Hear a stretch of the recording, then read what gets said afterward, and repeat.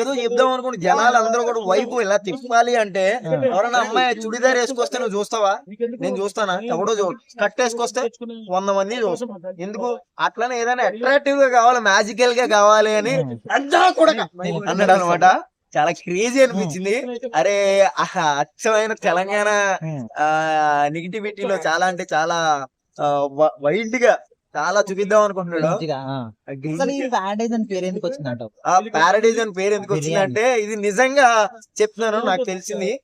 Dasara movie success అయిన తర్వాత producer గారిని పార్టీ ఇవ్వండి అంటే టీం అంతా కూడా ప్యారడైజ్ సినిమా అదే తినడానికి వెళ్ళారనమాట.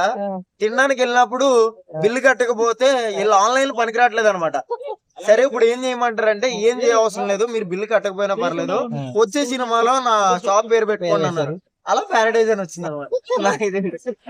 మరి హిట్ అయిన తర్వాత మళ్ళీ పార్టీ చేసుకొని అలానే పోతారా? అందులో ఎందుకు పోతారు? ఈసారి కేఎఫ్సీగా పోతారు, దాని తర్వాత కేఎఫ్సీ అని పెడతారు, మళ్ళీ అది ఎందుకు పెడతారు? ప్యారడైజ్ చూడండి పెడతారా? అలా వచ్చింది అనమాట ప్యారడైజ్ అని. కేఎఫ్సీ తెలియదు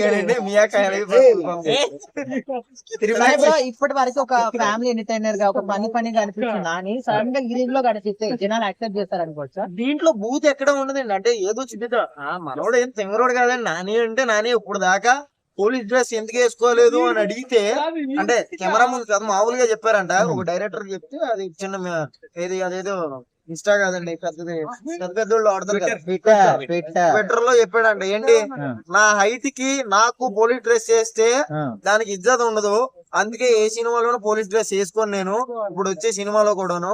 కాకపోతే ఒక పోలీస్ దానిలాగా చేస్తాను అయితే అన్నాడు అనమాట. ఇది మాత్రం రియల్ ఫ్యాక్ట్. గురించా ఏం చేస్తాడండి, అంతే. ఇంకా మాట అన్న తర్వాత ఇంకా టాటూ ఏముందండి, లంజా. సరే, మొత్తానికి సినిమాలో ఎన్ని ఉంటాయో అర్థమవుతుంది. నానికి మాత్రం మంచి హిట్ అనుకోవచ్చా? ఏమో అది వచ్చేదాకా తెలియదండి, కానీ ఏదో తెలుసు కదండి. దానికన్నా ముందు కన్నప్ప ఏందప్ప